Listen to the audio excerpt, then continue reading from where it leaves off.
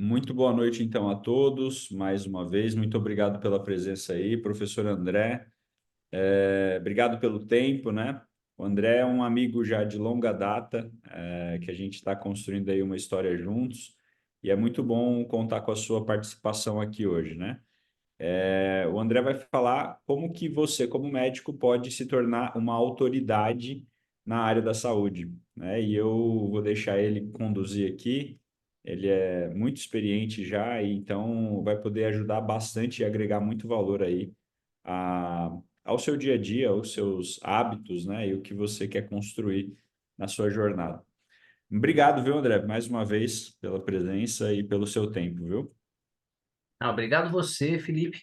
Você sabe que estamos juntos nesses projetos, ajudar os nossos colegas a se desenvolver e construir uma carreira sólida. Aquelas coisas que nós erramos há 27 anos, eu tenho certeza que os nossos colegas não precisam errar, dá para seguir um método. Então, sobre isso que nós vamos conversar hoje aqui. Legal. Temos alguns participantes aqui na sala com a gente, mas fica à vontade, pode tocar aí. Obrigado mais uma vez. A participação é sua. O Ivair, depois você coloca, por favor, para ele poder compartilhar a tela. Não sei se ele está conseguindo. Não, eu não vou compartilhar a tela, Ah, tá? não? Então tá ótimo, Não, vamos tranquilo. só. O cara que é Vamos. bom, tá vendo? Ele faz ao vivo sem. Precisa Não, nem. na verdade, eu não tinha certeza qual plataforma a gente ia usar. Então, é um Ah, desafio entendi. para mim, mas como na primeira vez eu fiz do celular e foi direto do hospital, mas eu tenho aqui o meu roteiro e vai ficar legal. Bom, uma coisa interessante é o seguinte: vocês, colegas que estiverem assistindo ao vivo, tem a oportunidade de fazer pergunta aqui em tempo real. E você que está assistindo a conversa gravada, você também vai ter acesso a mandar para o Grupo Santinone as suas questões e com certeza a gente de alguma forma vai resolver o como responder isso para vocês. Eu tenho começado dizendo que algumas aulas a gente na medicina não teve e essa, para mim, é uma das principais. Eu sou médico cardiologista, a minha formação, eu sou formado pela Universidade do Estado do Rio de Janeiro, a UERJ, mas hoje eu moro em São José dos Campos, sou diretor de um hospital aqui. Hoje eu presido a Sociedade Brasileira de Médicos Executivos, que vocês todos são convidados, e nós escrevemos esses conceitos de aulas que não tivemos na faculdade, baseado mesmo em necessidades reais. Então, na nossa primeira conversa, há alguns dias, eu falei para vocês quais são. O primeiro delas é torne-se uma autoridade, que é o nosso assunto de hoje. A segunda é domine a gestão. A terceira é viva o marketing. A quarta, busque liberdade financeira, e é exatamente por essa quarta aula que eu e o Felipe Santinoni nos aproximamos e escrevemos juntos um livro que é Do Plantão ao Milhão, que provavelmente vocês vão ter acesso também. E a quinta aula é Tenha uma Vida Além da Medicina, uma vida além da carreira. Então, vamos ter também a oportunidade de conversar sobre isso. Bom, o que significa tornar-se uma autoridade? Antigamente a gente falava que era ser o papa. Quem é o papa da ortopedia de joelho? Quem é o papa do ecocardiograma infantil? Quem é o papa da anestesia? O papa da dor? Talvez vocês tenham ouvido esses termos, são termos mais antigos, mas a caracterização dessa pessoa é em cima de autoridade. Vocês que tiverem disponíveis para abrir as câmeras, fiquem à vontade e a gente pode realmente interagir. O que eu posso dizer para vocês logo de cara é que ninguém é pago por quanto é bom. Nós somos pagos por quanto nós somos raros. Essa que é a primeira sacada que eu quero que você anote aí. Se você é um médico, por exemplo, que está no exército e foi destinado para uma missão lá para o meio do Amazonas, mesmo que você não tenha residência, você é um recém-formado, você é um suboficial, você chega lá no meio do Amazonas, chega naquela ilha, naquela comunidade de barco, você lá, mesmo sendo recém-formado, você é um oficial do exército e você é um médico. Para aquele público, você talvez seja a autoridade máxima em relação à saúde. Agora, se você estiver numa grande cidade, a guerra a competição ela é muito maior. Então, aqui eu vou transitar de todos os lados, mas vou contar para vocês algumas estratégias, vou contar as minhas para vocês, mas se você estiver disposto a compartilhar a sua também, a gente ajuda aqui ao vivo a essa conversa. Então, vamos lá.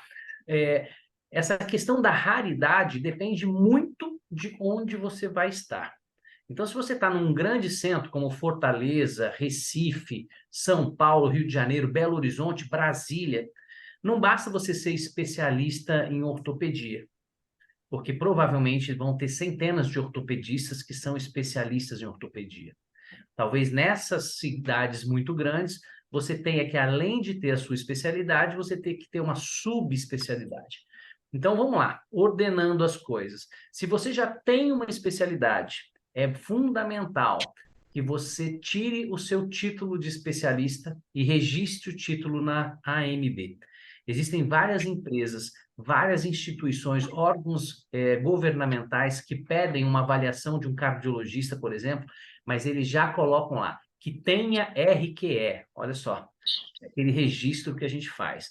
Então, o seu cliente, eu sei que o Dr. Chiga é cardiologista, ele vai lá no Google ou ele vai no site do CRM e ele quer saber se eu tenho RQE. Então, essa é uma dica.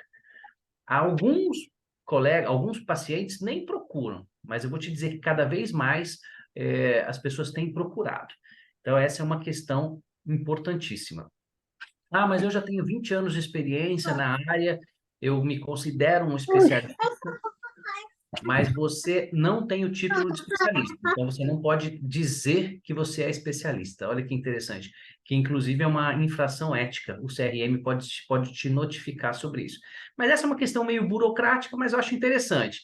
Se você se intitula especialista e não tem o título ainda, é fundamental que você se prepare. Se você fez residência formal pelo MEC, que esteja vinculado à especialidade, geralmente as especialidades já nos oferecem o título, mas se você tem muitos anos de experiência, mas ainda não tem o título, sugestão, estuda, investe aí 1 ano para fazer essa prova. Você precisa ter uma declaração de alguém, algum hospital que confirme a sua experiência, a sua expertise, mas é um ponto muito importante, ter especialidade. Essa especialidade ela está dentro de um ponto importante na construção da autoridade do médico, mas que depois vocês vão entender que não é o mais importante, que é o currículo. Então, vamos lá. Esses dias eu peguei o currículo de um amigo meu para indicá-lo para dar aula na Fundação Dom Cabral, que é a escola que eu faço as pós-graduações, eu dou as pós-graduações de estratégias de negócio na saúde. A Dom Cabral é em Belo Horizonte, ali em Nova Lima, e hoje ela tem unidades no Brasil inteiro e está entre as 7 maiores escolas de negócio do mundo. E agora, de uns anos para cá, a gente tem uma pós-graduação em estratégias de negócios na saúde. Quando eu apresentei o currículo desse meu amigo, eu vi que ele me mandou vários cursos, mas ele não enfatizou, talvez, as coisas mais importantes do currículo. Então, se você tiver com uma caneta e um papel na mão aí, eu vou te dizer. Grandes nomes. A Rebeca está com. Obrigado, Rebeca. Grandes nomes que você tenha participado de serviços, ou fazendo residência ou especialização, esses são importantes. Eu não sei quem está. O nosso tema da reunião hoje é como se tornar uma autoridade na medicina. Para quem perguntou aí. Tá? Que é a primeira aula que, particularmente, eu considero que a gente não aprendeu na faculdade. A gente aprende na faculdade o que a gente chama de hard skills, aquelas habilidades pesadas. E óbvio que depois a gente vai fazer uma residência, ou uma pós, ou uma especialização, ou mestrado, ou doutorado. Qualquer dessas coisas vão estar no nosso currículo. Isso é muito importante no começo da carreira, talvez os primeiros 5, 10 anos de carreira. Depois disso, ninguém mais pergunta. Eu tenho 27 anos de formado, ninguém me pergunta onde eu me formei, que mestrado eu fiz, que faculdade eu fiz pós-graduação, nada disso. Mas no começo fez muita diferença. Então, o que eu quero te dizer? É muito importante. Eu fiz uma residência num hospital municipal, mas ele não é um hospital muito famoso. Então, assim que você tiver a oportunidade, faça alguns cursos que você possa usar o nome do hospital no seu currículo. Eu fiz residência no Dante Pazzanese Então, no começo da minha carreira, eu tinha que dizer indiretamente para todo mundo que eu tinha feito cardiologia no Dante Pazanese. Depois eu fui fazer ecocardiografia no Hospital das Clínicas da USP. Então, isso tudo no começo, quando ninguém sabia quem eu era especificamente, eu pegava emprestado a autoridade das instituições pelos quais eu estudei.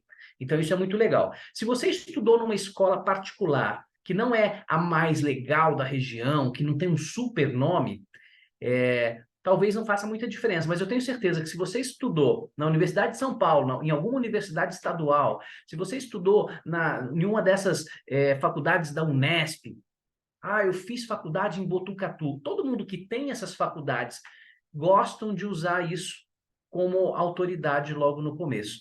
Aqui em São José dos Campos, onde eu moro, a gente tem o ITA. O ITA é aquela faculdade de engenharia que é uma das mais difíceis do Brasil, de aeronáutica. Depois de 40 anos de formado, o cara ainda fala, eu sou formado no ITA. É muito interessante como isso entra na personalidade quase da pessoa e ajuda muito na autoridade. Se a faculdade não é a top das galáxias, a gente pode usar ou a gente pode simplesmente não mencionar muito. De repente você fez uma faculdade que é boa, mas ela não tem um nome estratosférico como Pinheiros, como Universidade Federal de Fortaleza, para quem é do Nordeste. Você usa depois o nome por onde você fez a sua residência. Por muito tempo eu tinha que falar, porque eu fiz cardiologia no Dante Pazanese, ecocardiografia no HC. Então, eu pego a autoridade da instituição e acabo usando como se fosse meu sobrenome. Então, essa é uma ideia. Para exemplificar melhor isso, aqui em São José dos Campos, a gente tinha a Kodak, que vocês sabem que foi uma das maiores empresas do mundo e hoje ela quase não existe mais, principalmente porque as máquinas e os filmes acabaram. Naquela época, todo mundo que era diretor da Kodak falava: meu nome é João da Kodak. O cara usa a empresa para ter autoridade. A gente tem a Embraer aqui. Todos os engenheiros falam: eu sou engenheiro da Embraer. Então, primeira dica prática que eu estou dando para vocês é ter nomes fortes no seu currículo. E esses currículos e essas marcas podem estar na sua parede, sutilmente, porque fica um quadro ali, o nosso paciente na recepção ele é curioso, ele fica olhando tudo que está lá. Então, eu escolho meia dúzia ou 10 certificados que tenham nomes relevantes e eu ponho na minha parede. Então, essa é a dica do currículo. Tem mais um nome que é importantíssimo vocês colocarem no currículo de vocês e nas conversas, isso ser levado à tona de uma maneira sutil e subjetiva, são as pessoas ilustres que vocês foram fellow, ou foram residentes, ou foram estagiários, ou foram parceiros, ou assistentes. Eu dei uma palestra na Associação Médica do Paraná, lá em Curitiba, ano passado, e um senhor, no final da palestra, levantou a mão e ele se apresentou assim: bom, eu tenho 40 anos de medicina, fui fellow do Pitangui. Olha que interessante. O cara está em Curitiba, já tem 40 anos de formado, e ali, se ele tem uma oportunidade de dizer, ele se sente orgulhoso de dizer: fui fellow do Pitangui. Eu fiz cardiologia do esporte, fui assistente de um cara chamado Nabil Goraieb, não sei se tem algum cardiologista aqui, mas eu fiquei 2 anos como assistente do Nabil Goraieb, que é o papa da cardiologia do esporte. Então, em todo circuito que eu tenha que falar de cardiologia do esporte, de alguma forma essas pessoas acabam descobrindo que eu fui assessor do Nabil. Então, pensem nisso. Quem está no comecinho da carreira, isso é uma dica valiosa. E se você já passou por isso, pode ser que você tenha um nome já no seu currículo que você nem usa. Então, é uma oportunidade que vocês têm, não de sair falando isso em momentos desnecessários, mas dentro de contextos, isso pode fazer muita diferença. Então, pegar a autoridade da instituição e das pessoas que vocês foram assistentes. Isso é importantíssimo. Eu falo que é o médico planador, que ele é rebocado por um médico jato, que foram os nossos chefes de residência e alguns professores. Esses dias eu tive uma reunião numa faculdade de medicina e eu tive a oportunidade de, na conversa, falar: poxa vida, eu fui aluno do Fernando Bevilacqua. porque os mais antigos aqui devem ter estudado por um livro chamado Bevilacqua de Propedêutica. E eu tive realmente a oportunidade de ser aluno direto do Fernando Bevilacqua. Então, são coisas legais de contar, e aí a gente pega a autoridade dos nossos colegas. Estou vendo aí uma galerinha legal, Rodrigo, Cleiton, Bruno, Cristiane, Antônio, Valéria, Daniele, Rebeca. Se vocês quiserem interromper, quem está aqui ao vivo, fiquem à vontade. E se vier alguma coisa na cabeça, sintam-se bem à vontade. A diferença de um curso para uma mentoria o curso a gente só dá informações. A mentoria, vocês têm a oportunidade de falar assim, o que você faria se você estivesse no meu lugar? Esse é o grande ponto de uma mentoria. Então eu penso assim, eu falo que meu pai foi um grande mentor para mim, e eu sempre penso, o que meu pai faria aqui nessa situação? Esse é o meu mentor. Então, aqui nesse momento ao vivo, vocês têm essa oportunidade de falar assim, ô André Xiga, o que você faria nessa minha situação? Sintam-se à vontade para isso. Nem sempre eu vou ter as respostas, mas pode ser que eu tenha alguma coisa que dê para colaborar com vocês. Então, para nos tornarmos uma autoridade, a gente precisa ser raro. Para ser raro, a gente precisa ter um bom currículo. Para ter um bom currículo, eu tenho que valorizar as marcas que me dão autoridade, que me emprestam autoridade. Tanto as marcas, pessoas jurídicas, como as instituições, como as pessoas físicas que foram os nossos chefes. Então, tá aí a dica. Eu fui construindo. Eu falei para vocês que eu fiz minha residência, eu fiz faculdade na UERJ, no Rio de Janeiro. No Rio é uma das melhores faculdades. Para São Paulo, ninguém nem sabe, às vezes, o que é UERJ. Então, para mim, não fez muita diferença. Olha que interessante. Mas se o cara é do Rio de Janeiro e está aqui, ele sabe que a UERJ é uma ótima faculdade que fica lá do lado do Maracanã. Mas aí eu fiz residência no Dante Pazanese, depois fui fazer ecocardiografia no HC. Então, isso todo mundo conhece aqui. Aí o que eu falei? Caramba, que outras marcas eu quero ter no meu nome? Aí eu fiz uma pós-graduação de geriatria na Escola Paulista de Medicina. E todo mundo falou, mas você não usa isso, né, André? Eu falei, não, por quê? Porque como eu atendo todas as idades na cardiologia, eu não me intitulo como cardiologia de geriatra, porque senão eu posso nichar por um público que não é o meu público principal. Mas eu fiz isso. Depois eu fui fazer MBA. Onde eu fui fazer MBA? Na FGV seria uma possibilidade, todo mundo que faz na FGV gosta e usa isso para sempre. Mas eu fiz na Universidade de São Paulo. Então, hoje, se você vai fazer um MBA de gestão, você vai procurar a Universidade de São Paulo, você vai procurar INSPER, você vai procurar FGV e você vai procurar Dom Cabral. A Dom Cabral, óbvio, eu tenho que puxar a sardinha para a minha, é a mais estruturada hoje do Brasil e mais ranqueada. Mas tem muita gente que nunca ouviu falar em Dom Cabral. Quem não é do ramo de negócios não ouviu falar. Mas eu posso dizer para vocês que hoje, nas maiores empresas do Brasil, hoje, tem conselheiros que foram formados pela Dom Cabral. Então, em alguns lugares onde eu chego, as pessoas perguntam, poxa, eu posso te fazer uma pergunta? E eu acho que vai ser uma pergunta maluca. O cara fala, como você entrou para Dom Cabral? É muito curioso isso. As pessoas ficam curiosas até para saber como que você se vinculou a essas marcas. Então, tá aí algumas dicas. Segunda dica forte da noite. Participe de eventos de saúde. Aqui eu tenho duas coisas importantes. Muitas vezes a gente vai para um congresso para aprender muito pouco. Eu sei disso. Porque você tem lá todos aqueles artigos que você tem acesso pelo PubMed ou que você mesmo procura no Google. Tá tudo certo. Mas é uma ótima oportunidade de você fazer network, relacionamento, encontrar seus colegas de residência, rever seus professores universitários, encontrar pessoas de outras cidades que fizeram residência com você, mas cada um está num lugar. Então, os congressos médicos são muito importantes. Parte para aprender ciência, mas a principal parte é fazer network e entender o que está acontecendo de novidade. Então, eu vou para um congresso médico, eu sempre faço dois principais. O Congresso Brasileiro de Cardiologia, que é em algum lugar do Brasil, e o Congresso da SOCESP, que é a Sociedade de Cardiologia. Ponto. E aí eu posso escolher alguma coisa ou outra da cardiologia se eu quiser. Isso é importante. Mas tem uma coisa que é mais curiosa ainda para você construir sua autoridade. É quando você organiza eventos na sua região. Guardem isso. Dá trabalho, dá. Mas quando você está num congresso, Cristiane, você é de que especialidade? Desculpa, não ouvi. Tá no mudo.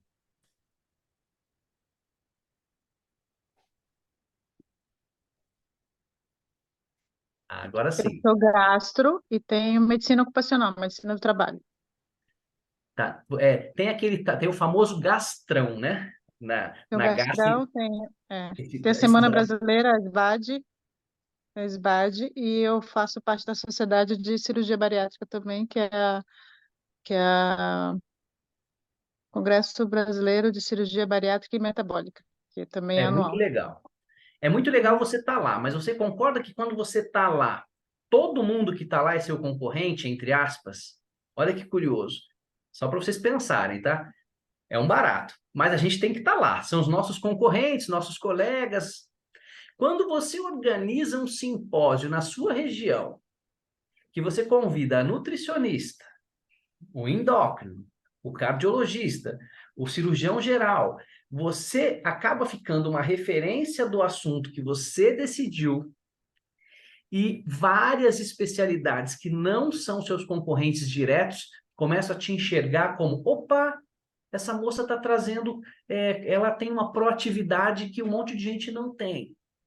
Isso é uma dica prática. Quando eu cheguei em São José dos Campos 20 anos atrás, o que eu fiz? Eu fui no SESC da cidade e falei assim, eu queria fazer um simpósio de medicina do esporte aqui. Sério? Mas o que você precisa? Não, eu só preciso que vocês me patrocinem 10 palestrantes, que o resto eu faço tudo. Aí os caras me deram o auditório, toda a estrutura do SESC de organização de evento, e me deu lá o valor que eu podia pagar 10 palestrantes.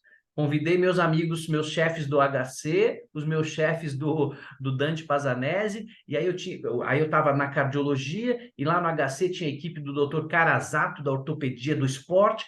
Resumindo, eu era um recém-formado, tinha acabado de acabar minha residência, voltei para São José dos Campos e, de repente, organizo um simpósio de medicina esportiva na cidade que nunca tinha acontecido. Então, em questão de 3 meses, todo mundo sabia que tinha um garoto que era influente. Olha o que eles achavam, que eu era influente. E não era influente. Eu organizei um evento que me deu um trabalho, busquei parceiros, eu não gastei nenhum real.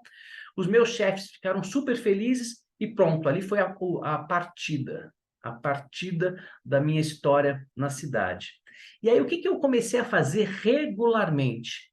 Eu oferecia um curso de cardiologia do exercício, não para os cardiologistas que são meus concorrentes, entre aspas, mas para secretarias de esportes da cidade. Então, eu posso dizer para vocês que com essa estratégia, que eu nem sabia exatamente que era uma estratégia, depois de 20 anos eu sei que foi o que funcionou. Eu acabei virando uma referência entre os professores de educação física e os treinadores dos principais times. Então, com poucas ações, eu trouxe quem não era médico para saber que eu me coloquei como uma referência naquela área. Então, isso são dicas para vocês pensarem. Vocês podem fazer eventos na gastroenterologia? Pode, mas de repente vocês vão fazer eventos de síndrome metabólica que envolve várias outras especialidades, as nutricionistas, os geriatras, os próprios cardiologistas, e de repente fala, opa, quem que está organizando esse negócio? Ah, é a doutora Cristiane Silveira. E mais um grupo. Você não precisa também pegar todos os louros só para vocês. Então, essas são as dicas que eu tenho para dar para vocês em relação à organização de eventos e congressos. E eu vou dizer para vocês que essa estratégia é tão poderosa que eu faço isso até hoje. Agora eu migrei muito, eu continuo tendo um consultório de cardiologia, eu sou diretor técnico de um hospital com 180 leitos aqui em São José em Jacareí, na verdade, que é grudado com São José. E hoje eu sou presidente da Sobramex, que vocês são convidados, que é a Sociedade Brasileira de Médicos Executivos. E toda quarta-feira eu tenho uma live ao vivo sobre algum assunto de gestão e negócios, totalmente gratuito. E isso faz com que o meu nome fique no topo de quando alguém falar de gestão, de negócios, vão lembrar de mim de alguma forma. Isso é se tornar uma autoridade. Muito bom. Vamos lá. Mais uma dica? escreva as suas ideias. Como assim, André? Publique os seus resultados. Vocês podem publicar como artigo científico nos congressos, ótimo, isso é muito bom. Agora, vocês podem publicar em blog, você pode publicar isso como vídeo, e o marketing, a gente fala em criação de conteúdo, mas é importante que as pessoas achem vocês quando procurar os assuntos de vocês. Essa é a sacada. Quando eu for conversar com vocês lá daqui a alguns meses sobre marketing, embora a minha live de quarta-feira dessa semana é sobre marketing, depois vocês vão ser convidados também, já é essa primeira ideia, caramba. Eu uso o marketing para construir minha autoridade. Por quê? Como é que você vai medir sua autoridade? Várias questões. Uma é quando você jogar o seu nome no Google e ver o que aparece lá. Então, essa é uma tarefa de casa para vocês. Põe lá, Rodrigo Couto, Dr. Rodrigo Couto. Bum! Você vai ver lá, Rodrigo, tudo que aparece sobre você. Algumas coisas você fala, putz, eu não queria que isso aqui aparecesse, não. Então, se não quero, eu tenho que encher com mais coisa que eu quero. Porque a internet ela é um espaço de ninguém, não tem vácuo. Pode ter coisas que a gente não goste. Então, a gente tem que colocar muita coisa que a gente goste, porque as pessoas fazem essa pesquisa. Então, as pessoas vão pesquisar a nossa especialidade, ou as pessoas vão pesquisar o nosso nome. Depois de hoje, eu tenho certeza que alguns vão falar assim, quem é esse André Chiga? Deixa eu ver o que esse cara faz. Vai lá no meu LinkedIn, vai no meu Instagram, vai no meu Facebook até, ou joga no Google. Ah, quantas estrelinhas esse cara tem na assistência? Tem paciente que vem no nosso consultório para de estrelinha, é um negócio tão ridículo, mas acontece. Então, fiquem atentos a isso, escrevam as ideias, publiquem os conteúdos de vocês, seja por matéria, seja por vídeo. Tem vários jornais locais que precisam de informação e os nossos colegas às vezes falam, eu não tenho saco para ficar dando entrevista. Gente, uma vez me perguntaram se eu tinha assessor de imprensa, e eu nunca tive assessor de imprensa. Mas quando você dá uma resposta para o jornalista num tempo hábil, o cara fala, puxa vida, esse doutor ele é acessível. Aí quando ele tem um outro assunto, ele pede de novo. Então, essa é uma ideia. E agora, para que ninguém escute, com o chat GPT, ficou tão fácil dar entrevista, que assim, em 2 minutos você dá uma entrevista do seu assunto sem ter que ficar se preocupando com como você vai escrever. Quem aqui não usa chat GPT, mais uma tarefa de casa. É a melhor secretária executiva que você pode ter. Você escreve lá o que você quer. Olha, eu quero uma matéria para a revista que fale sobre esse assunto, esse assunto, esse assunto, e com referências bibliográficas. Bum, ele te dá tudo mastigado. Negócio impressionante. Então, escreva e compartilhe. Estou falando de artigos, estou falando de matéria para revista, estou falando do seu site ou no site da sua clínica. E estou falando também, por que não, de escrever um livro. Você vai me falar, André, mas agora ninguém mais lê livro, né? Tá tudo na internet. Claro que não, eu ganhei esse livro aqui ontem de Amigo Secreto. Olha lá, a 4ª disciplina. É muito interessante, porque eu posso ter esse livro digital, mas tem muita gente que gosta de sentar e ler um livro. E hoje, para vocês terem uma ideia, se você quiser editar um livro, dicas reais, com 3, 4 mil reais, você publica um livro, se você quiser. Então, se você tem um assunto legal, organiza, usa o chat GPT para te ajudar a escrever num texto bom, manda para a editora, a jornalista vai revisar, ponto. Você passa a ter um livro. Então, eu tenho um livro com o Santinoni, que a gente escreveu do plantão ao milhão, e estou lançando agora um livro que é a Brigada de Experiência, porque é um dos assuntos que eu mais gosto de falar, é estratégia baseada em experiência que o cliente tem. Aquela que o paciente sai feliz, o paciente que sai depois indica os amigos, porque gostou, pô, eu adorei o jeito do Dr. Rodrigo. O cara é agradável, é simpático, ele não brigou comigo. Tem paciente que chega e fala, ai, doutor, você vai brigar comigo porque eu não parei de fumar. Eu falo, claro que eu não vou brigar com você porque você não parou de fumar, porque tem cardiologista que briga com o paciente. Se você não parar de fumar, nem precisa voltar aqui. Quer dizer, o tipo da coisa que eu realmente não faço. Eu falo, olha, eu vou te orientar, mas brigar com você por uma coisa que você não conseguiu fazer, você fique tranquilo, porque eu não vou fazer. Então, alguns detalhes sobre a experiência do paciente, eu gosto muito, então eu escrevi um livro sobre isso. Muito bom. Falei também em fazer vídeos. Se você não tem essa habilidade e não gosta, não se preocupe, você não é obrigado a fazer. Eu não estou falando de vídeo, fazendo dancinha no TikTok, não, porque eu falo que é muito tênue, né, o criativo do ridículo. Eu sou um perfil mais um perfil mais calmo, para não ter que fazer sensacionalismo, que é proibido até pelo CRM. Mas se você tem e gosta e quer começar a treinar, é muito legal. Na sua mídia social, você dá dicas. Então, eu tenho vídeos no YouTube, eu tenho vídeos no Instagram, eu tenho vídeo no Facebook. Hoje, o meu canal do YouTube é o que eu mais uso para postar meus vídeos. Hoje eu tenho um programa na Sky, no canal 28. Olha que interessante, eu comecei a produzir conteúdo. Um belo dia, o meu telefone tocou e falou: eu sou uma produtora do SBT aqui do Vale do Paraíba. Você não quer ser o âncora de um programa que a gente vai fazer sobre saúde? Coisa maluca. Coisa que eu nunca imaginei. E aí a gente fez um programa de 3 meses no SBT, só aqui da região. Por causa desse programa, um cara que é da Sky, uma TV chamada Com Brasil, me mandou uma mensagem falando: André, a gente tem um espaço aqui que a gente queria oferecer para você trazer seu programa. E aí falei: bom, eu não quero pagar por isso. Arranjei 2 patrocinadores, eles pagam o programa e eu estou de domingo a quinta no ar, 10h15 da noite, no canal 28 da Sky. Ali eu ponho só programa sobre saúde para o leigo. Ah, mas eu preciso fazer isso. Não, só estou dizendo que coisas podem acontecer, sem você procurar. Se você começa a fazer vídeos e as pessoas começam a achar muito interessante, isso vai construindo cada vez mais a sua autoridade. E é muito interessante que o cara vai no seu consultório, se ele já te pesquisou na internet, ele fala: caramba, mas eu já vi que aquela doutora, ela fala bem sobre esse assunto. E ela tirou várias dúvidas minhas. Quando o paciente chega no nosso consultório, ele tem a sensação que já conhece a gente. Por quê? Porque ele já viu nossos conteúdos sensatos lá nas mídias sociais. Então, isso são dicas para construir autoridade com calma.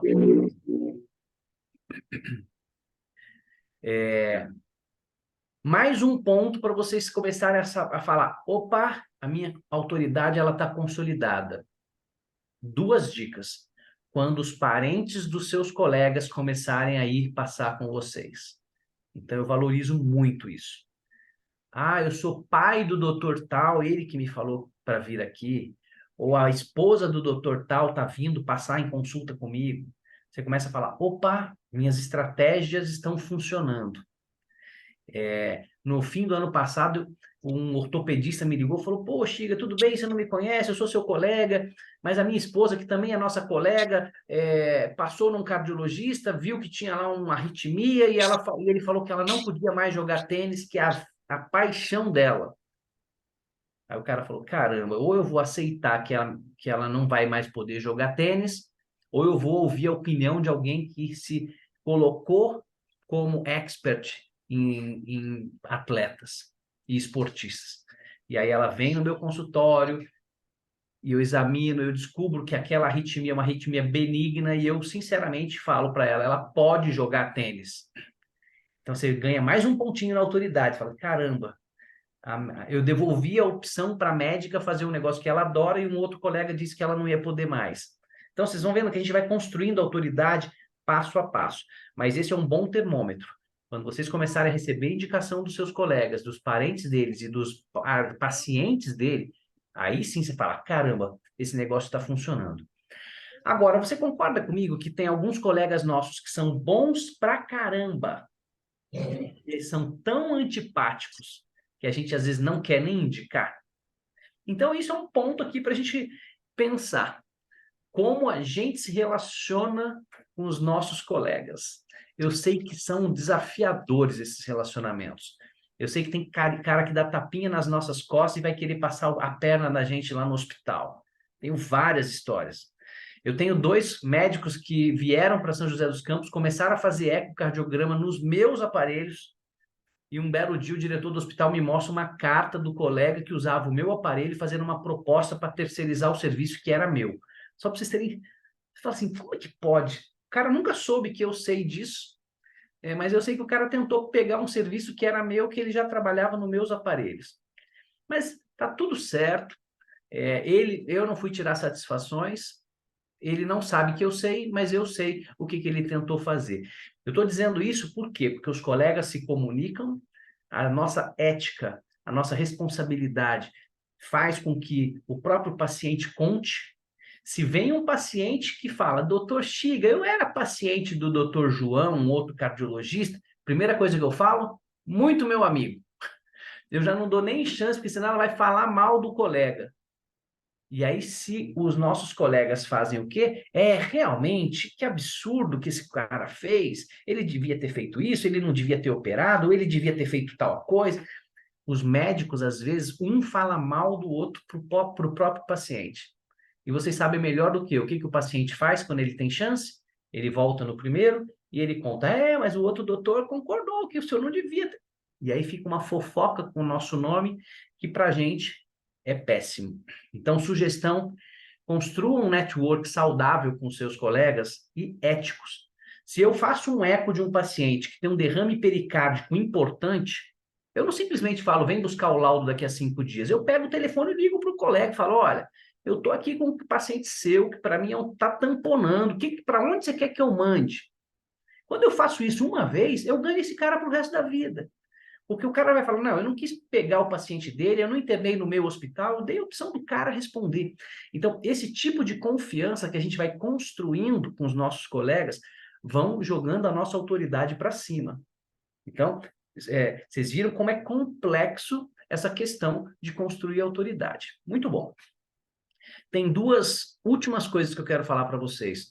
Uma delas é como que vocês estão construindo o seu brand, que tem muito a ver com marketing, mas o brand tem muito disso tudo que eu falei com vocês, mas mais ou menos assim, o que vem na cabeça do paciente quando escuta falar no seu nome, doutor Rodrigo?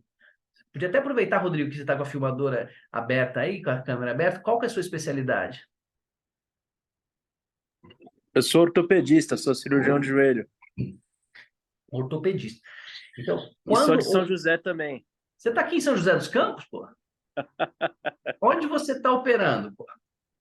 Eu tô mais na equipe da Santa Casa. Eu trabalho um pouco no Vivale, mas eu tô 90% do tempo na Santa Casa. Na Santa Casa. Pô, muito legal. Eu sou diretor do Hospital São Francisco, aqui em Jacareí. Você vai ter meu contato. Minha filha nasceu lá. Muito bom. O dia que você quiser, a gente vai tomar um café no presencial. Vamos lá. Então, quando lembrarem Rodrigo Couto, tem que vir o quê? Pô, um cara que é simpático, atualizado, tá num grupo forte e o cara é expert em joelho. Ponto. É isso. Esse é o tal do branding pessoal. Mas o cara só tá mal-humorado, irritado, maltrata a secretária. Aí vão dizer o quê? É o doutor João, que é muito bom, mas esse mas neutraliza tudo que vem atrás. Então, pensem muito bem o que é que as pessoas imaginam quando falam no seu nome. Não basta que você seja PhD, pós-doctor em Harvard. Se o seu relacionamento é ruim com a sua secretária, ela desconta no paciente. Se o seu relacionamento é ruim com os colegas do hospital, eu não sei se vocês vivem isso, eu sou diretor de um hospital, a gente tem 400 médicos na equipe. Às vezes, Rodrigo, o ortopedista, ele passa visita na criança e ele não quer falar com o pediatra. Aí o pediatra acha que ele não tem que passar visita na criança porque o ortopedista... Parece familiar isso? Então, o que eu estou dizendo? Se a gente afina essa comunicação, que é o último tópico que eu quero abordar com vocês hoje, você ganha autoridade naturalmente. Olha o que você me falou, eu sou do grupo da Santa Casa. Pronto, você já ganha todo o prestígio que eu sei de uma instituição centenária na cidade, que é séria, está num grupo forte. Pronto. Agora, você tem a oportunidade que deve ter lá 500 médicos da Santa Casa, caramba, você tem que virar referência de joelho para esses caras. E como que você vai fazer isso? Fora tudo que eu falei, se relacionando bem com os colegas e com os pacientes. Ponto.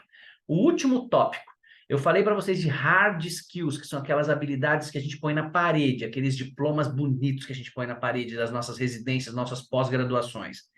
As soft skills são aquelas habilidades sutis, mas elas não são leves, mais fáceis, não é isso. Elas são sutis, porque é difícil de medir, mas elas são poderosíssimas. Eu virei diretor do primeiro hospital que eu fui diretor com 27 anos. Não foi por hard skills, foi por soft skills. Eu era um cara que resolvia problemas, reclamava pouco, e eu fazia mais do que era minha obrigação. Eu resolvia o problema de um monte de gente que deixava os problemas, e eu ainda era residente, dava plantão domingo, e quando eu acabei minha residência, os caras pediram para eu ser o diretor do hospital. É a falta total de opções, né? Porque eu não era expert em gestão, eu não tinha o meu MBA ainda, só que eu era um cara que resolvia problemas em vez de criar problemas. Se você é um cara que não cria problemas, você já é um passo para ser uma autoridade. Agora, se além de não criar problema, você for o cara que resolve os problemas, que é o cara da solução, aí você tem 10 pontos acima. E eu já fui diretor de 3 hospitais, e em nenhum deles eu me candidatei. Sempre foi um convite. Então, para isso, você tem que mostrar primeiro o que você faz. Inclusive, o último que eu sou o diretor até hoje, quando a outra diretora administrativa veio me convidar, eu quero te fazer um convite. Pode fazer, vai ser uma honra. Não, eu quero te convidar para ser o diretor técnico do hospital. Eu falei, muito obrigado, mas eu não quero. Foi a minha primeira resposta. Não está nos meus planos, meu consultório está ótimo. Não, pense com carinho, a gente tem um projeto fantástico. Semana que vem a gente conversa. Bom, faz 8 anos isso. A autoridade, você vai construindo. Então, a última coisa que eu estou querendo dizer para vocês é sobre comunicação. Nós estamos falando de competências comunicativas, que envolve competências linguísticas, a maneira como você fala, a gramática como você fala, o português como você fala. Óbvio que se você puder atender pacientes em inglês e tiver também linguística para isso, ótimo, você vai atingir um outro público também. Mas as suas capacidades linguísticas, as suas capacidades sociolinguísticas, significa o quê? Dependendo do público que você vai falar de um termo. Aqui eu estou conversando com executivos e médicos. Então, a gente falou no nosso termo médico. Mas se eu vou falar com o paciente, eu vou usar uma linguagem que o paciente entenda. Eu não vou usar aquele monte de termos técnicos que o paciente sai de lá e fala: ai, doutor, eu ouvi um monte de coisa, mas eu não entendi nada. Você pode me explicar? O médico, às vezes, ele quer usar um vocabulário tão rebuscado, não, porque as últimas diretrizes da sociedade mostram que evidência 2B e a senhora precisa tomar esse remédio. Tá bom, o que significa isso na prática? Só que é um remédio que custa R$800, que a família não tem dinheiro para comprar, vai ficar com vergonha de dizer, e em vez de continuar com você, vai para outro médico. Ponto. Então, essa capacidade sociolinguística significa, dependendo de para quem você vai falar, você vai usar termos que sejam compatíveis. Mesmo dentro do hospital. Se eu vou conversar com os técnicos de enfermagem, eu posso usar termos menos técnicos do que se eu for falar com a supervisora e com as gerentes de enfermagem. Então, linguística, sociolinguística, discursiva. Discursiva é a sua habilidade de sair da plateia e subir para o palco. Mas eu sou tímido, eu não sei falar em público. É uma ótima oportunidade de vocês entenderem que a oratória, o poder de comunicação efetiva, seja para plateias gigantes, mas seja naquelas reuniões, se você tem um bom poder de argumentação, se você fala de uma maneira não violenta, se você consegue entender como é que está o público do outro lado, qual é a percepção e qual é o comportamento do grupo que está debatendo com você, os caras vão dizer, caramba, esse cara é inteligente, perspicaz, congruente, ele fala um negócio que eu nem concordo, mas fez sentido para mim. E aí os caras começam a fazer o quê? A nos respeitar. E o quarto ponto é a estratégia. Quando você for falar alguma coisa para alguém, aí você pode pensar para o seu paciente, ou para o seu grupo de médicos, ou para os seus gestores de hospital, ou para os seus funcionários da clínica. Pense, o que é que eu quero com essa comunicação? Eu falo que estratégia é o mapa do melhor caminho. Então, se eu quero chegar nesse objetivo, eu tenho que pensar qual é a melhor maneira de falar isso, para conseguir isso. Ou eu vou dizer, olha, agora a partir de hoje eu decidi como diretor que vai ser assim. Essa estratégia geralmente não funciona, porque os meus coordenadores todos vão falar assim, ok, e nos bastidores vão dizer, lá, o cara tá achando que vai chegar aqui com chicote e a gente vai fazer. O que que eles fazem? Eles boicotam as minhas estratégias. A gente fala que a cultura devora qualquer estratégia no café da manhã. Então, sociolinguística, linguística discursiva, que é a sua habilidade de se comunicar, seja numa reunião, seja numa conversa online como essa, e vocês imaginam que essa conversa online, ela é muito desafiadora, eu deixo todo mundo muito à vontade, mas é muito, quase que incômodo quando você está falando com muitas pessoas, mas só 3, 4 filmadoras estão ligadas. Por isso que eu acabei focando na Cristiane e no Rodrigo, porque são os que estão, e o Evair, que está aqui comigo desde o começo.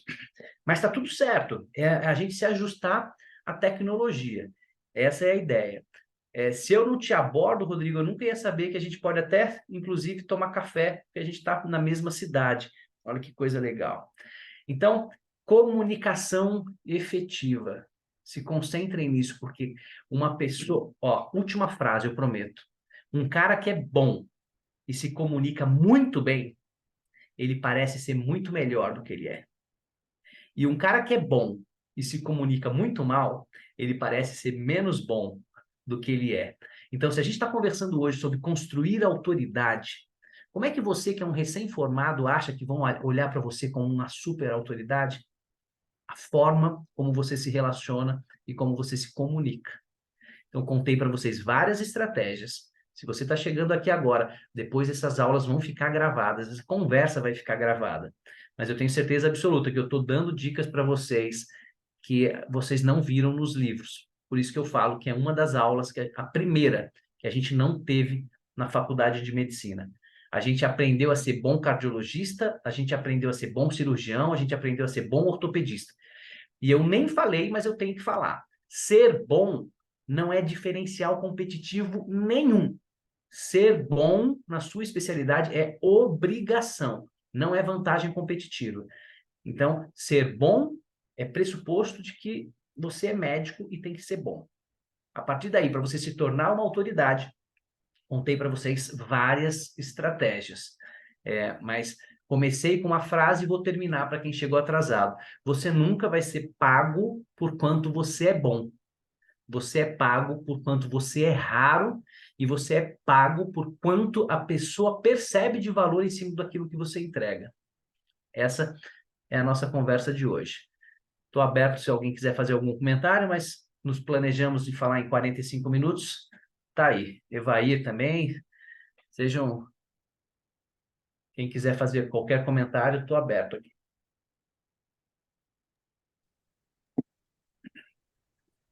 Ô, doutor, você falou aí várias estratégias bem interessantes, inclusive até para quem é fora da área da medicina, né? Tem uma pergunta que eu gostaria de fazer para aquela pessoa que às vezes analisou todos os pontos que você passou e queria fazer uma autoanálise para saber por onde começar. Fala, ó, eu estou sentindo deficiência nesse ponto, nesse ponto, nesse ponto, por onde eu começo? Aonde eu começo a fazer a mudança, né? Vou ser bem objetivo. Analise o seu currículo. Vê se o seu currículo já causa impacto ou se você precisa buscar mais algumas especialidades. Há 4 anos atrás eu já tinha um ótimo currículo, mas eu descobri que o Einstein contratou Harvard para fazer o primeiro curso de bioética fora dos Estados Unidos. Eu fui lá e me inscrevi, foram só 100 vagas. Então hoje você entrar no meu LinkedIn vai estar lá, bioética em Harvard. É uma estratégia. E eu não fui para Harvard. Harvard veio para São Paulo. Então, primeira coisa, analise o seu currículo e vê se o seu currículo já causa impacto. Número 2, organize e participe de eventos. Número 3, melhore a sua comunicação. Número 4, checa a sua autoridade e o seu brand digital também. Joga o seu nome no Google para ver o que está aparecendo. E aí talvez você precise até de uma empresa expert em marketing digital para te ajudar, de repente, a construir a sua autoridade no digital. E 5, se preocupe com o network e a comunicação entre os colegas. Então, acho que eu dei 5 tópicos bem práticos para vocês. Só para complementar, Ivaí, o que você falou, essa aula eu fiz em outubro, em Porto, em Portugal, para o maior congresso europeu de veterinários. porque alguém ouviu eu falar sobre isso, e o dono do congresso assistiu uma aula minha em Gramado, no Brasil, e falou: "Pô, você não falaria isso, porque com certeza os veterinários podem ouvir." Então, serve para o médico, serve para o dentista, serve para o fisioterapeuta. Na verdade, serve para qualquer especialidade. Essa questão de buscar o como ser raro, fazer aquilo que ninguém sabe fazer ou ninguém consegue, e mostrar isso para as pessoas de uma maneira ética e sem sensacionalismo. Você constrói e você sabe que os pacientes e os colegas vão pesquisar. Essa é a ideia. Então, considere que isso é importante para você e constrói, passo a passo.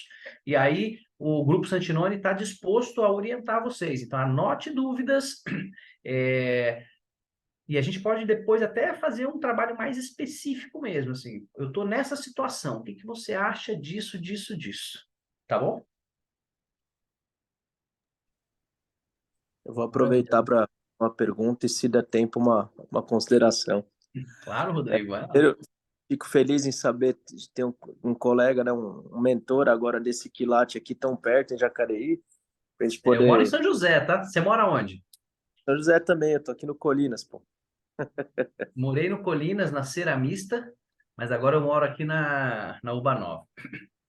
Então, Bom, tudo próximo. então, só para a gente não ficar conversando da nossa cidade, né, que tem muito assunto aí, para o pessoal não perder o fio da meada aí. Você comentou, André, que uma coisa interessante é usar o impacto das instituições, né, se elas forem relevantes. Por outro lado, algumas outras pessoas que falam sobre marketing digital para médicos, eles comentam o seguinte, que o paciente, quando ele busca, hoje, especialmente hoje em dia, os mais novos, assim, e até alguns de meia idade, eles querem muito procurar o cara que resolve a dor deles. Eles falam muito da dor do cliente, aquela coisa da persona. É uma coisa já de marketing digital, não sei se todos aqui estão familiarizados. E aí, para você colocar, assim, por exemplo, no Google Ads ou no seu perfil, na sua bio do Instagram, por exemplo, não seria tão interessante a parte técnica, tipo o local onde a gente se formou. É um pouco contrário ao que você falou. Alguns falam para você colocar a dor do cliente, né, resumidamente, e se você resolve ela ou não e como você resolve. Aí é uma coisa que você pode usar um pouco dos dois. Existe, por exemplo, um perfil que é mais adequado para a parte acadêmica, tipo LinkedIn ou um currículo Lattes, ou você pode fazer testes, por exemplo, no Google Ads e fazer algumas propagandas focando mais na formação acadêmica e outras focando nessa parte de marketing digital, né, dessas palavras-chave aí. Qual é a tua Uhum. visão disso? A visão é que você está coberto de razão e a gente não está falando coisas contraditórias, tá? Se você entrar no meu Instagram, você não vai ver nada sobre os locais onde eu trabalho, só o que eu faço. Se você entrar no meu Instagram, você vai ver que hoje eu não fico divulgando coisas de cardiologia, porque o que eu quero fazer hoje é dar palestras. Então, o meu Instagram, ele direciona a pessoa a falar: caramba, em cada semana esse cara está em algum lugar. Então, o marketing, ele está relacionado com o que é que eu quero que as pessoas saibam de mim, tá? Esse é o primeiro ponto. O LinkedIn, sim, eu tenho lá praticamente todos os nomes importantes que eu fiz. Não é o meu currículo, mas são as coisas importantes que eu fiz. Já o currículo Lattes é para quem vai fazer um mestrado ou alguma coisa mais acadêmica, que tem todos os trabalhos publicados. Então, você está coberto de razão. Essa aula hoje não é de marketing, é de construção de autoridade, que é um detalhe do marketing, tá? Concordo plenamente que, para dependendo do público que você quer atingir, você vai usar uma estratégia de comunicação específica. Você vai descobrir realmente qual é a dor e você vai mostrar que a dor funciona. Eu ainda posso dizer mais, existe uma pirâmide, que é a pirâmide do conhecimento e da consciência do consumidor. Geralmente a gente fica brigando pelo cara que está no topo da pirâmide, que é o cara que já tem dor no joelho, por exemplo. Vamos usar o seu exemplo. E aí fica todos os ortopedistas de joelho brigando para conquistar esse cara que quer operar o joelho. Só que você descobre que na base da pirâmide tem um monte de esportista que não tem problema de joelho ainda, mas se não se cuidar, vai ter problema de joelho. Então talvez seja para esse público aqui, que é muito maior, que deveria ser a sua comunicação principal. Porque quando eu pego essa pirâmide e inverto ela, eu chamo de funil do marketing digital. Muita gente conhecendo você pelos seus assuntos, passam a se interessar por você, passam a se relacionar porque você é um cara acessível e eles perguntam e você responde de uma maneira que faz sentido na cabeça deles. E aí, o dia que eles tiverem uma dor de joelho, quer dizer, aí eles vão falar, caramba, aquele médico que eu nem sei aonde ele está, mas ele já me deu um monte de dica, agora eu quero virar cliente dele. Então, você está totalmente coberto de razão. O que o médico acha que ele tem que fazer propaganda é sobre o currículo e hard skills, mas não é o que o paciente quer. O que o paciente quer é, esse cara vai me tratar bem, vai olhar no meu olho, vai me dar a atenção que eu quero, vai resolver o meu problema? Quando eu falo de valor, o valor para uma empresa médica é qualidade assistencial mais experiência do paciente dividido pelo custo efetivo do procedimento, tá? Isso é valor em saúde. Mas valor para o paciente é o que esse médico me prometeu, o que ele me entregou e quanto eu tive de esforço e de tempo para investir nisso. Isso é o valor. Então, olha só para vocês entenderem. Ah, você pode melhorar o seu joelho fazendo 200 sessões de fisioterapia, que envolve dor para o paciente, envolve um monte de sessão, e aí vem alguém e fala, olha, mas eu faço uma cirurgia em você por artroscopia, que em 4, 5 dias você volta a andar. O cara fala, caramba, é até mais caro, mas é muito mais fácil para mim e eu tenho menos esforço, então eu valorizo muito mais isso. A Cristiane falou da bariátrica. Você pode vender academia por R$ 200 e o cara em 5 anos perder 50 quilos, ou ele fazer uma bariátrica que custa R$ 30.000, porque ele tem a percepção subjetiva de que ele tem menos esforço. Tá entendendo o que eu quero dizer? E é por isso que acontece na cirurgia plástica também, por exemplo. Então, quem opera sempre tem essa questão.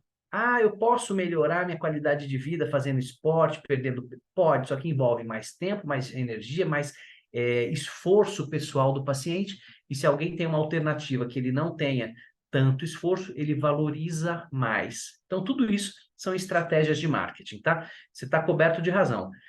Volto a falar. Na live de quarta-feira passada falamos sobre marketing, e na live que eu vou ter agora, quarta-feira, depois de amanhã, é com uma profissional de Alagoas, que inclusive é uma das assessoras do Conselho Federal de Medicina nesse assunto. Então vai ser legal, se vocês gostaram do nosso bate-papo de hoje, nós vamos falar especificamente sobre marketing daqui a 2 dias.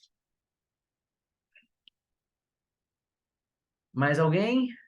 Muito obrigado. Você falou que ia fazer algum comentário a mais aí, Rodrigo. Está à sua disposição. É que assim, eu sou o chato das perguntas, não sei se a galera tá com pique, mas vamos lá. Na verdade, assim, você comentou dessa sequência, né, das dicas aí, que primeiro, pela lógica, né, para construir autoridade, talvez organizar simpósios, depois a parte do marketing, mas do ponto de vista pragmático e do custo, do esforço para alcançar o cliente final, não seria mais lógico empenhar um pouco mais de esforço no começo, nessa parte da relação interpessoal, do networking, já no seu ambiente de trabalho, que é uma coisa assim, muito mais palpável, né? Uma coisa que é a realidade, né? Você pode vender na internet algo, mas rapidinho isso se desmorona. É como diz aquele velho ditado, né? Para construir uma reputação leva uma década, para perder leva 48 horas de fofoca. E não seria inverter a ordem, porque organizar um simpósio, na minha opinião, por mais que você arranje patrocinador, como você deu esse exemplo aí do Sesc que te acolheu e tal, é um trabalho, é uma coisa meio de médio prazo, não seria... Rodrigo, eu dei só sugestões porque foi o que eu fiz, mas eu não estou dizendo que você precisa organizar um congresso, você pode organizar uma palestra na CIPAT do próprio hospital. Então, eu sempre estou disponível para o meu próprio grupo, em todas as CIPATs do Hospital São Francisco, eles me pedem alguma palestra minha. Então, assim, eu tenho 400 médicos. Óbvio que eu gosto e tenho uma facilidade de comunicação, mas sempre que eu posso, eu dou o meu conteúdo, eu dou minha cara, entendeu? Simplesmente assim, não precisa ser um mega ultra congresso, não. Ter a oportunidade de dar a sua cara, entendeu? Vai ter um congresso de ortopedia na Santa Casa, você vai lá e se oferece para estar numa comissão, não custa nada, de repente tem mais gente com habilidade de gestão de eventos, não tem problema nenhum, mas você está participando junto. Isso essa proatividade. E olha, vocês perceberam, eu não toquei em marketing praticamente, porque nós vamos ter daqui a 3 ou 4 oportunidades, nós vamos falar só sobre marketing aqui para vocês, se vocês quiserem. Eu falei em construir autoridade. Por quê? Eu vejo muitos cursos que se chamam até de mentorias, consultório de sucesso. E aí o cara faz o contrário, Rodrigo. Ele te dá um monte de estratégia para jogar o seu nome lá em cima na mídia. E eu morro de medo disso. Eu até falo que o marketing não faz milagres. Porque às vezes o cara não construiu tudo isso que eu falei, de currículo, de relacionamento, de título de especialista, de base sólida de formação. E o cara está fazendo marketing. Entendeu? O cara está fazendo marketing como se ele fosse expert em obesidade, mas se você for lá pesquisar, o cara não tem título de especialista em endócrino, nem em nutrologia, nem em cirurgia bariátrica, e o cara está se dizendo expert em obesidade, que é isso que eu quero dizer. Tem que tomar cuidado com o marketing. E quando a gente contrata uma agência de marketing sem ter todos os conceitos, a chance da gente ser enganado por uma agência de marketing, ela é gigante. O cara querer vender publicidade, o cara querer vender o trabalho dele para você, ou às vezes até forçar a gente a ter que ter um monte de vídeo que não tem necessidade. Eu descobri isso. Eu tive uma época que eu postava um vídeo todos os dias no Instagram. Eu não faço mais isso. Eu não preciso mais ficar postando vídeo no meu Instagram.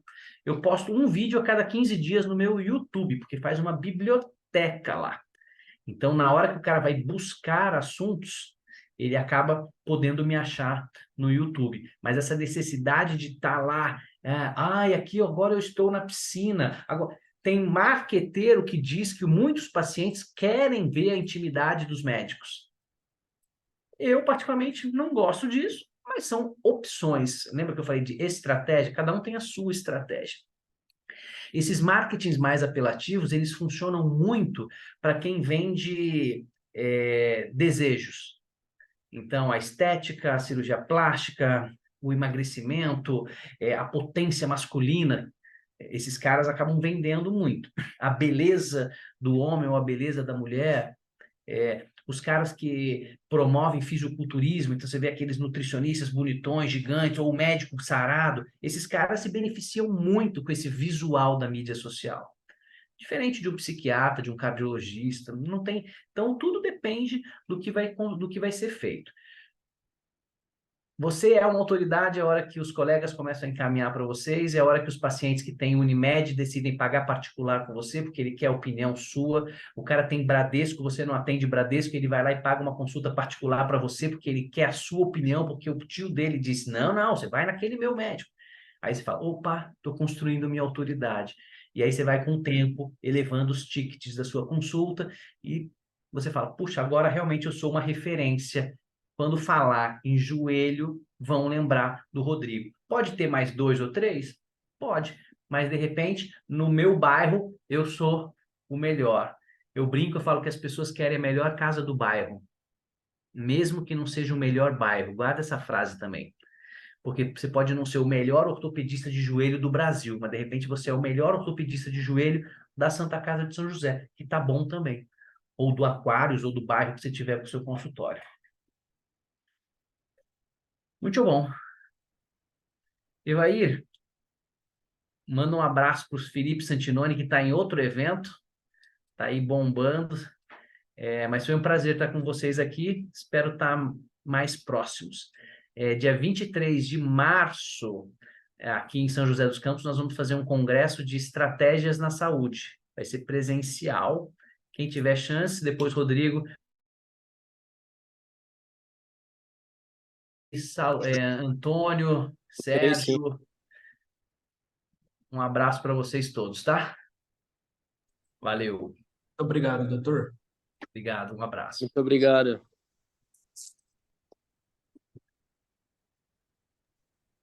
Obrigada.